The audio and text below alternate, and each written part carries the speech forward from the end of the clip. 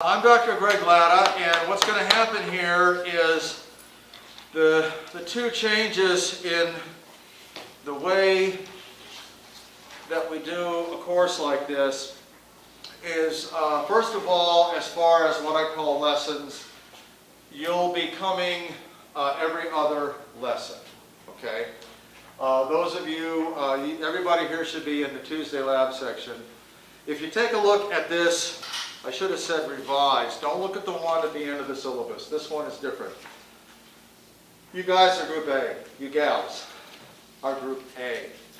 And you'll be coming to live lessons every other class. So where you see Monday A, Wednesday B, Friday A, Monday B, and so forth, you come on the days that are marked A.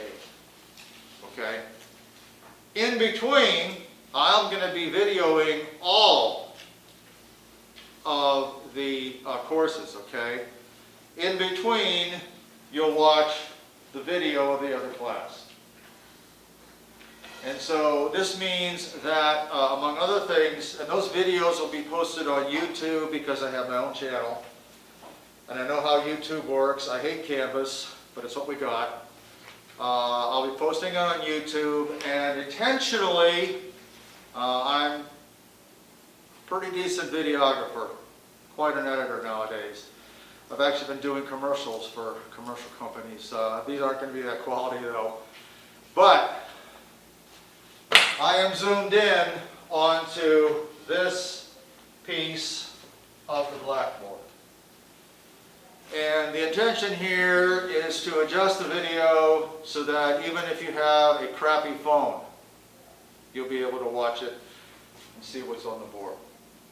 Okay, I don't want you to see me, I'm ugly enough. And there's nothing worse. Do we have anybody who are also here in the arts, who are actors or actresses or anything, or performers? Worst thing you can do is to have to look at yourself. Oh God, that's the worst thing in the world. So I'm zoomed in so that even on my small phone I could see what was going on. This is what I did last semester. And I worked out a combination of resolutions, frame rates, and so forth that seemed to work. I will have a playlist on YouTube. So first of all, how do you find me on YouTube? Well, there are two ways. I have my own domain. I have had for many years now. It's greglatta.com. You can call me Dr. Latta. But if you go to greglatta.com or www.greglatta.com, there's a link on the right, a YouTube icon on the upper right. You click on that, it takes you to my YouTube channel. Okay? And look for a playlist. Now, I haven't posted the playlist yet. I'll do it today. And the playlist is a general physics. General physics, fall 2020. And later tonight or tomorrow, if you go to that playlist, you'll find a video called General Physics 8/17/2020. And that's this session right here. After Wednesday, as soon as I can get it edited, you'll find the one you need to watch, General Physics 8/19/2020. All right? And we'll do that throughout the semester. For exams, we'll have live exams. By the time we get to the first exam, I'll have an idea of who of you I can trust the most. We do have the lab room downstairs. We have 32 people in the class. This room can only hold 26. And what we'll do is we'll put maybe 9 people down in that room, trusted to be on their own, and then that will leave enough room up here for everybody to do the exam. We've got to be safe, okay? Especially you people are a little experienced. We don't have any freshmen here, do we? Do we have any freshmen? It could happen. So you kind of know how it works, and I hope you understand how dangerous this disease is. To me, I'm the kind of person that'll kill, okay? And I've already seen numerous violations talking about COVID-19. The problem isn't here in the buildings, in the classrooms, and on campus. The problem is what you do and how you behave when you're not here. I just saw two fine ladies strolling around in the sunshine. Boy, is it nice outside. I'm going to go out and take a drive, I think. You can't see me smile, can you? Oh, okay. But they had no masks, and they were right next to each other, and they obviously were not roommates, brothers or sisters, or anything like that. Anytime you're within 6 feet of another person, you should have a mask on. It's that simple. Just because that person is your best buddy doesn't mean anything. Okay? Just because they're family members. In fact, it could be worse because you could be passing it on to them. Okay? I assume you've all read the COVID-19, what do they call that, a social agreement or whatever it is. It's got a lot of things on there. It's what you do when you're not here that's going to make or break this experiment. Okay? I don't like being 100% online. In fact, I'd like to do this completely here, but in case we do have to go online, it's not that hard to just have you start watching all videos. I got to talk to a blank room. You know how thrilling that is? Then again, as an actor, that's what actors do. You have to admire these people in Hollywood. Holy cow! There's no audience up there. They're just acting to nothingness. Okay, sometimes with a blue screen behind them. So if we have to make that transition, it'll be easier if we do it this way. So as far as labs go, the room is too small. The lab room, oh my gosh, let's take a look here. Less than half the size of this room. Less than half the size of this room, maybe a third of the size of this room. Can you imagine all of you crammed in there at the same time along with me? No way, Jose, is what I say, okay?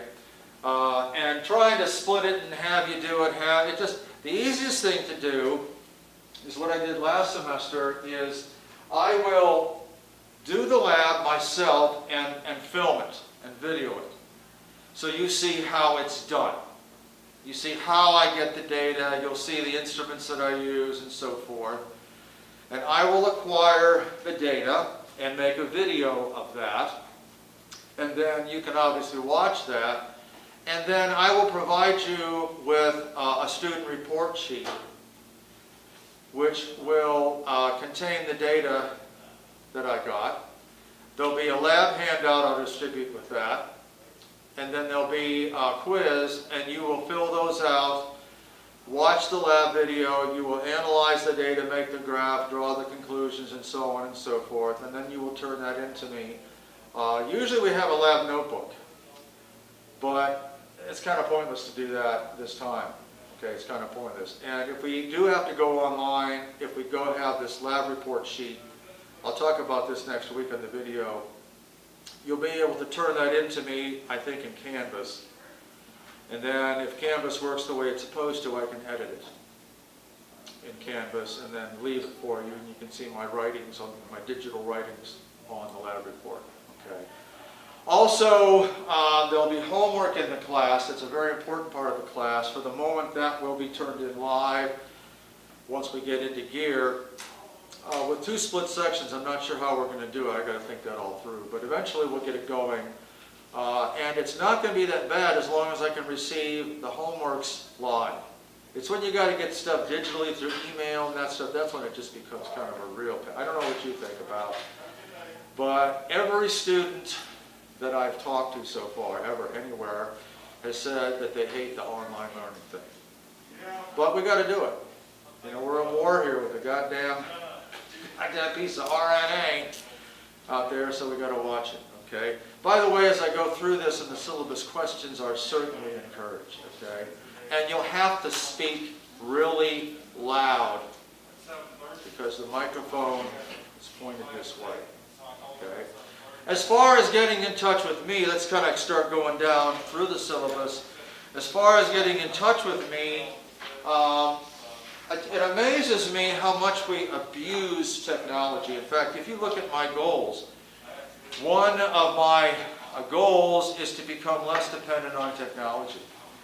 So all the administrators are going, oh God, how do we hold office hours? You know, you got to use WebEx, you got to use Zoom, you got to. It's like we have a device that we've had for 100 years called La Telephone.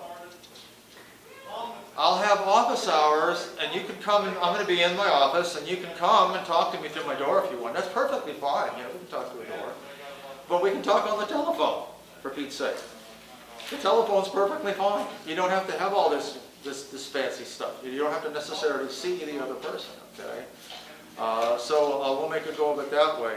My office is downstairs. My phone number is 687 if you're off campus, and then 4792. 4792. Okay? And my email, glatta, no middle initial, glatta at frostburg.edu.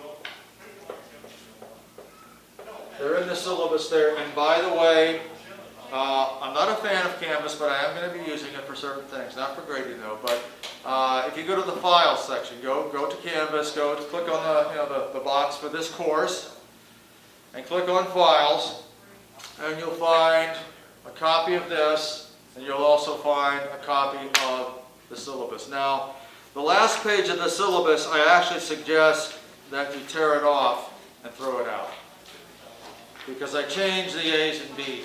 So tear that thing off and throw it out, okay, so that you don't get confused there, all right?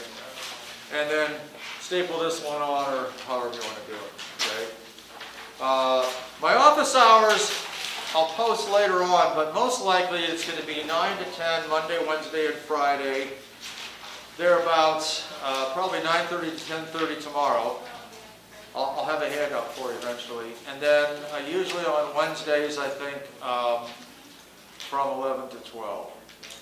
But I've got a feeling that I'm going to be around from 11 to 12 Monday and Wednesday and Fridays, even though it's not my official office hours. I'm going to be editing these videos. You have to understand, if you do a quality video, it'll take an hour to edit this video.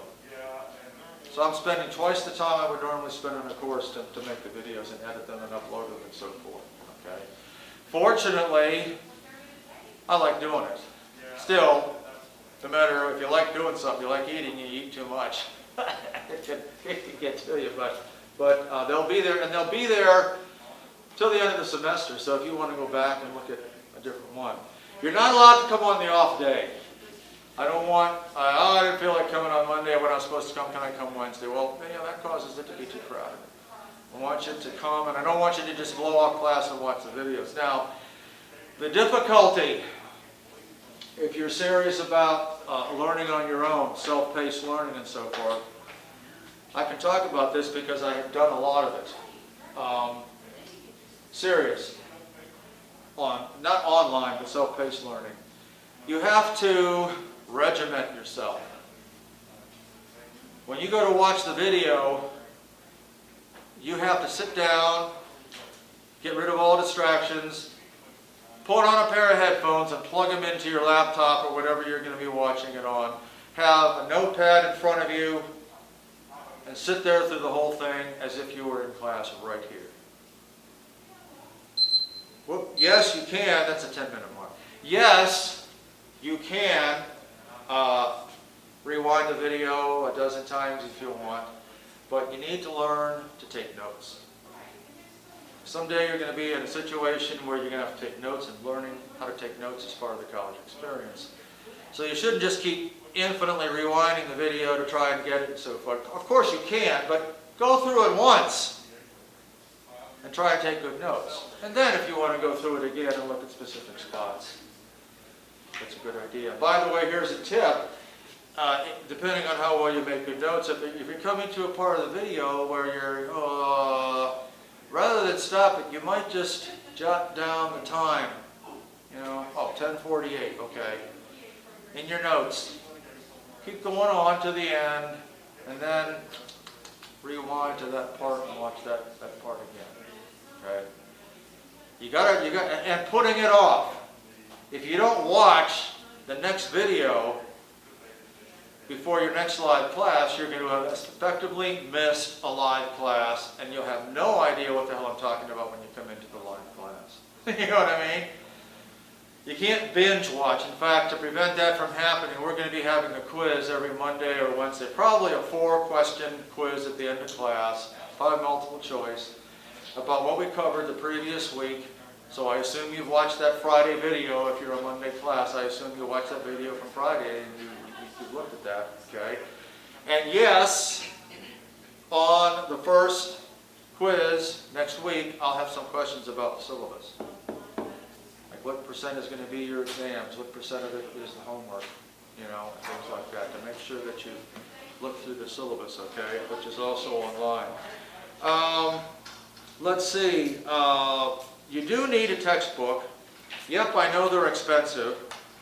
And I don't like computers in class. Okay, I prefer that, I'm not going to worry about it today, but I prefer that you close that and use hand notes. The reason is, I don't want you checking emails, watching movies, watching Netflix and whatever else during class. You know, in other words, I don't want you distracted. Now, if you want to write your notes and type them in later on, that is a great idea. You will need the book. We will use it both semesters. But I'm just curious, how many people are only taking it this semester? So virtually everybody is going on. I won't be here next semester. I'm sorry about that. I'm on sabbatical. And you know what my adult reaction to that is? Yeah. Okay. When I come out of here on Thanksgiving, I won't have to walk in, go to any meeting, read any emails or anything for 9 months. I can just do pure science. And I work my ass off to get that. So I'm looking forward to it, but I love teaching. Now, you'll need the book. If you get the electronic book, the problem is you won't be able to have your computer here in class. So you won't be able to look at it in class. But we will be using it for the whole year. Okay? There are earlier editions of the book. Well, the physics isn't different, but the homework problems that I'm assigning will be different. An earlier edition of the book won't have the correct homework problems in it. Now, if you can arrange somehow to get them from somebody else, well, I don't know about that, okay? That's up to you. Also, you occasionally will find a book like this. They're not usually hardbound, they're usually softbound, for $50 online. Can anybody tell me what you're doing if you buy that book, most likely? Actually, you know what? Who said that? Yeah. I found out that some of the books are missing the problems or the problems are screwed up. Did you find that out, or? No, I couldn't believe it. No, what you're doing is you're buying stolen property. There are countries like China, China's a big one, who will take this book, lock, stock, and barrel, and copy it, paying nothing to the author or to the people who developed it. And you know what that does to the price of the legitimate book? Drives it up. Or people won't write new books if they know that there's a country that will just steal what they just did and sell it to everybody, and everybody out there buys it. Why the hell should why should I write a book? Okay? So it hurts us that way. It's a stolen book. They're not supposed to be sold in the U.S. Yet, unscrupulous people on the internet will sell them. Okay? Another thing to watch out buying on the internet, I got my ass reamed twice this summer. Okay? I bought a garden bench or something like that. All I got was a little piece of, I bought it on Facebook, big mistake. Don't buy anything that you see advertised on Facebook. I got a little thing that would hold some utensils and nothing else. By the way, class starts at the top of the, are you in Tuesday's lab section? Yeah. Okay, you may have a seat then, okay? But class starts at the top of the hour, not the bottom. You'll want to pick up one of these, okay? I'll set it over here. So one of the other practices is they will sell you the book, and then they'll get your money, and then they'll tell you, we're sorry, we're out of stock, we'll have it in 4 weeks. And they got your money, you haven't got the book, and you've been reamed. Okay? Just be aware, the cheapest place isn't necessarily the best place. That's all I can tell about you. Okay? And we're going to start right into it in chapter 1. So, and I suggest you bring it to class with you. Okay? Because sometimes I'll say, look at the diagram on page such and such. Okay? Used to be I could project the diagram up there, but doing this I really can't do that. So I'm probably going to be dependent more on that. So you'll need the textbook. Douglas G. and Coley. This is the 7th edition. Okay, so you need the book. Get that as soon as you can. And I'm not going to go through all the objectives here. And you're all beyond freshmen and stuff. No smoking, vaping in class, etc., etc., etc. You know how that is, okay?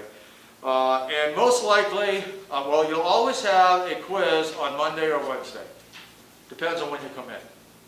Because you folks are going to come in, let's see, you're here, so you'll be here next Wednesday, right? See, Monday, then Friday, so you'll be here on Friday, and then not on Monday, and then Wednesday. So on Wednesday you'll have a quiz, okay? It'll be similar to the one the other section gets, but don't discuss the quiz with the other section. All you're doing is cutting your throat. You tell them any information about the quiz if you take it first, all you're doing is cutting your throat. You help them out, all you're doing is giving them higher up on the curve. Yes, I do curve at the end of the semester, okay, and so forth. There'll be three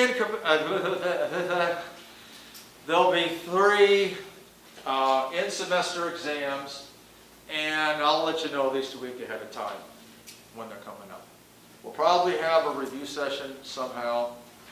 One of the things is the room on the second floor, 226, is a really huge room. And if we had that room, we could fit all of us in it. So we'll try and use that for review so we can all get together, okay? But those exams are not comprehensive. They just cover the material since the previous exam. But, ta-da, the final exam is comprehensive. The last exam will be on everything we've covered the entire semester, okay, the whole thing. All right? Now, as far as the exams, the way I like to test is, it's not just problems. I love to walk out and I can't walk away. I'm trapped here, okay? Otherwise I'm outside of the exam will be usually multiple choice. There will be all or none, which imagine a multiple choice, but you just have to do the work real quick and write the answer down in a box. The all or none means if the decimal point's in the wrong place, it's wrong. Wrong units, it's wrong. Wrong number, it's wrong. When you're out there, you can't say, well, that was okay, except the decimal point was wrong in the place. I gave the patient 10 times too much of that injection, and they died. Well, gee whiz, it was only 1 decimal point off.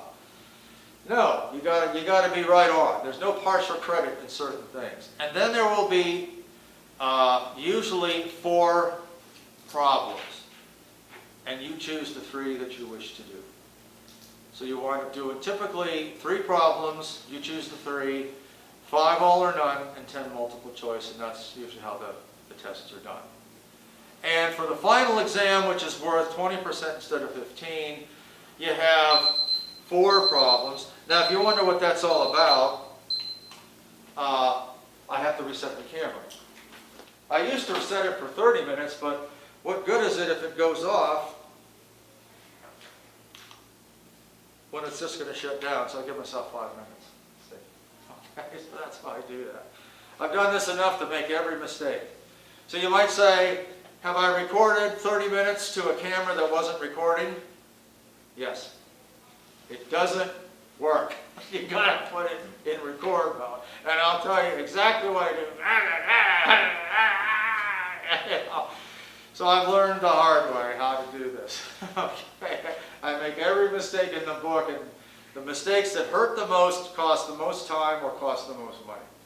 So the exams will be 3 exams. The homework, so if you look at how your grade is made up, the 3 exams are 15% each, 45%. That's on page 5. The final exam is 20%. The lab grade is 15%. Generally, the lab exercises are going to be easy, okay? They're designed to help you learn. We'll talk about this next week because the video will be about the lab. But they're generally easy and they bring your grade up. They bring your grade up. One way to screw yourself is to not turn in the lab handout by the deadline, because I'll give you 0. You do that, you're cutting your own throat, because generally they're pretty easy to do. Okay? So the labs help bring grade up, and then those weekly quizzes add up to a total of 5%. So you screw what quiz here or there, it's not going to be the end of the world. But if you consistently don't keep up with things, you could lose half a letter grade. Also, I'll be offering probably extra credit. Everybody ears perked up? Extra credit? Usually what I found is there are neat historical videos out there on YouTube. I love YouTube. There's a lot of crap on YouTube too. There's a lot of junk, but I have certain ones about certain, people like Newton, the people we'll be talking about. You watch a half-hour, 45-minute video on Isaac Newton or something, and then do a 1-page report on it. Well, then I'll give you the equivalent of 5% on a midterm exam, which can add up if you do several of those things. So watch out for those too. Okay. And so that makes up your whole grade, and the usual A, B, C, D, 90, 80, 70, 60. I do sometimes curve up. I'll never curve down. I'll never say, it was too easy and you guys have got an 82, well, I'm going to make that a C. If I did that, you'd all come and crucify me. And I don't particularly like being crucified, so I might curve up, but never ever down. Okay? Never ever down. Okay? You've all heard about the COVID-19, the social compact, and so forth. I'll finish on that simply saying that whether or not this experiment works depends on the students. I am an administrative malcontent, which means pretty much most of the time I think the administration's a bunch of idiots. Okay? But this time I got to give credit where credit is due. They've done an excellent job. They've got hand purifier all over the place. They've got the rooms marked off. You're supposed to walk certain ways. If you see an arrow on the floor, you're supposed to try and walk that way. That's to avoid this thing. I'm not sure how well that's going to hold up and work, but we can try. It's what you do off campus that's going to make a difference. You insist on going into a bar with 10 friends and all sitting around the table and nobody's wearing a mask, you're asking for it. The other thing is unnecessary travel, and specifically traveling downstate to go home over the weekends. Bad idea. You are vectoring the virus. Biologically, we call that vectoring. You may feel fine, but you could be carrying it home. You could infect your parents. It could get to your grandparents. You could wind up killing a grandparent or killing somebody else in your family, or you could carry it up here and wind up killing me. You have to, the thing is about this whole thing is we've never had anything like this. People just aren't used to it. Now, the whole mask thing, does anybody know what they had to do in London during World War II? What did they have to do in London during early World War II? What was required of every citizen? Gas mask. Real loud. Gas mask. No? Blackout. Blackouts. You had to turn off all lights and have no light leaking outside, even from a farmhouse. That's all a bomber needed to get a fix on London and drop bombs. And if you were back then and said, well, I have a frickin' right to have my window open for fresh air, and goddamn it, I got to be able to see to do my sewing, so I'm keeping the damn light on and I don't care about it. Well, they'd come and throw you in jail or give you a big fine. It's not about you, it's about all the other people. So wearing a mask is I hate not to be able to see your smiling face I can see this a little bit, but you know, we like to be able to see that, but we just gotta do what we gotta do. I think that covers the syllabus. There's different things. You guys should know now that you need to get down and get dirty and start to work and so forth. And this lecture schedule is now the ABs are hard, but the items that we cover, that's very, very soft. That could easily change. That could easily change. They've cut off a couple of days. We're actually losing about 2/3 of a week here. And so because of that, I'm just going to have to skip stuff or go quickly through stuff. So my first thing is, does anybody have any questions? Yes, ma'am. When you were talking about what questions would be on the exam, I heard that you can choose 3 out of 4 and then something about 5, but I didn't quite catch all of it. 4 out of 5 on the final. Okay. There'll be 5 problems on the final. You choose 4 to do. Okay. Typically, there's a question from each similar to the material on the first 3 exams, and then 2 questions on the new material. So a typical exam is 10 multiple choice, which are straightforward multiple choice. I don't have a multiple choice where you got to do 50 million calculations to finally crunch out a number. No, they're pretty straightforward. The all or nones are fairly straightforward. You don't do this and then this and then this and this and this. And you finally get the number, and if that's wrong, it's a force of 3 newtons is applied to a 5 kilogram mass. What's its acceleration? That's a straightforward one-shotter. The problems, on the other hand, are multiple part, and you can get partial credit on the problems. Okay, so and you also get credit for being consistency credit. In fact, whenever I grade, this symbol means consistent. It means you used the wrong answer in part of the problem, and you would have had the right answer if you put the right number in there, but in the earlier part of the problem you messed up. So you only get credit knocked off for the first part of the problem, not for the later part of the problem. Okay, which is the way it should be. Okay, but the all or nones, hey, you got a negative sign. Yeah, there's a big difference. Negative signs are going to be a huge deal. So are units, which is I'll start talking about almost immediately here, but I'll talk about units. But does that answer your question then? Yeah. And be sure to speak loud in this class, because with this stuff on in this room. Other questions out there? So in the future, I'll ask you folks with your computers there that you'll not use them. But for the day, I don't care. Okay. I don't like that in front of you too anyway. Okay. So let's kind of kick this off. As I said, I actually don't have an undergraduate physics degree. I have an undergraduate applied mathematics degree. You can never have enough math. Never, never, never, never, never. Okay? To this day, one of my favorite physics classes is called mathematical physics. It's all pure mathematics but applied to physics. Okay? But then I got a master's and a PhD in physics because physics is applied mathematics. Okay? Physics is what we use to discuss the structure of the universe, how it's put together, how things interact. For people who are in medical professions, how tendons and bones interact, how levers work, and so forth. It's amazing. We'll calculate how much tension you get in a was it tendon here? They call that sucker that pulls. It's pretty. The human body is amazing. It's really amazing. You don't tear yourself apart. It's absolutely amazing to do it. But it's about energy and matter and forces and about motion. A large part of this first semester is laying the groundwork for the second semester. The second semester is largely about vibrations, waves, electricity and magnetism and that sort of thing. But this semester we worry about rotation, energy, forces, torques, things like this. Okay? If any of you are going into physical therapy, well, eventually this stuff will apply. And it's not like you're going to come out of this course and know everything you saw. But someday you'll be somewhere and you say, wait a minute.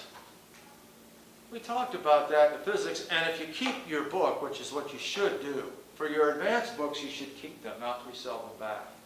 Part of the college experience is building a library.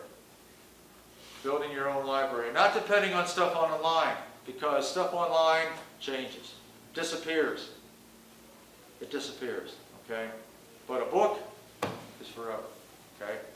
So the most basic thing we got to talk about is measuring. Some people say that physics is the science of measurement. And when Newton published his book on the principles of natural philosophy, or Principia, back in 1687, what the man did is he sat back and he said, what are the fundamental things that we measure? What are the basic, absolute things that we measure? What are those? It turns out there are surprisingly few. The ones we're going to start with are time, distance, and mass. Okay? And when you measure something,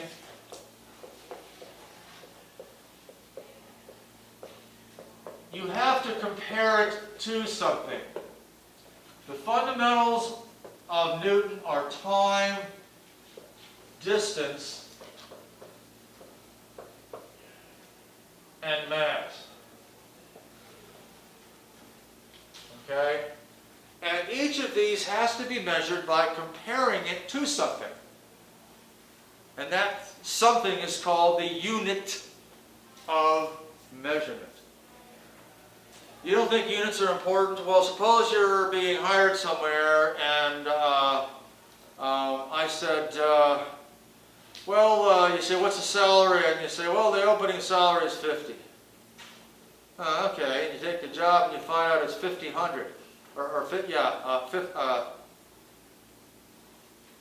tens or 50 hundreds. You thought it was 50,000. You better ask. You better ask what it is. Okay? I remember a famous thing on the internet where a woman went to Neiman Marcus, the store, had a cookie in one of their restaurants or shops, loved it and said, man, I'd love to have the recipe for this. And the clerk said, well, I'll check. And so they go back and they said, she says, that'll cost you $250. Oh, okay. They charged her charge card $250. And they wouldn't give it back to her. It makes a difference. Is it $2.50? Is it $250? Is it $250,000? The unit is important. The unit of the time in the System International, it's called SI, System International, is of course the second. The second was originally defined as how far the Earth turned in a certain period of time. It was related to astronomy. The hours, minutes, and seconds all go into 360 because there's 360 degrees in a circle. It's related to what goes on in the heavens. Nowadays, the second is defined as the amount of time it takes a cesium atom to vibrate 9,233,000,000 blah, blah, blah, blah, blah, blah, blah, blah, blah times a second. It's very, very precise. You go down to the Naval Observatory in Chevy Chase, they've got 50 atomic clocks with cesium atoms vibrating in them, and they can actually count them vibrating that fast. And they average 50 different clocks to try and determine the exact second, and that's what is the basis for our GPS system. Okay? The standard for mass is the kilogram. Not the gram, the kilogram.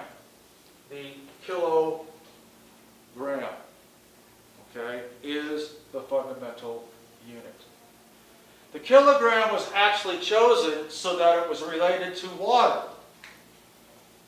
A gram was defined as the mass of, it was the mass of a milliliter of water, a cubic centimeter of water at 4 degrees C. Well, water doesn't make a very good reference. It evaporates, right? It's corrosive, blah, blah, blah. So they machined a special metal cylinder that had a mass of 1,000 of those, as close as they could possibly get it. And then they said, that has a mass of 1 kilogram. It's been locked up in Sevray, France for 200 years. And unfortunately, they discovered that its mass is changing.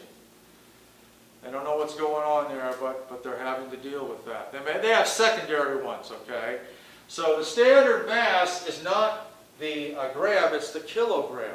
It is the kilogram. But if you're stuck on the proverbial desert island and you need a kilogram, if you measure out 1,000 cc's of fresh water at 4 degrees C, that's very, very close. In between there, this is the kg, kilogram. And then there is the meter. And the meter is defined as, in terms of the speed of light. The meter is the distance that a pulse of light travels in a certain fraction of a second, blah, blah, blah, blah, blah. Somewhere they actually have a piece of metal that they have machined as close as possible to that, and that serves as the basis for all the rulers and meter sticks that you have out there. And these are the basis in the System International: time, distance, and mass. And also the relationship that you must memorize. 2.54 centimeters is exactly 1 inch. I mean, it's 1.000 to an infinite number of decimal places inch. The relationship between the English system and the metric system is an inch is defined as exactly 2.54 centimeters. So I think we'll stop right there. Start reading chapter 1. And you're going to need to know scientific notation. Our first lab will be on that. And also, in particular, pay attention. You chemistry people should have seen this. Converting units, okay? Converting units is going to be a big deal, okay? Thanks everybody for coming. Anybody else got any more classes?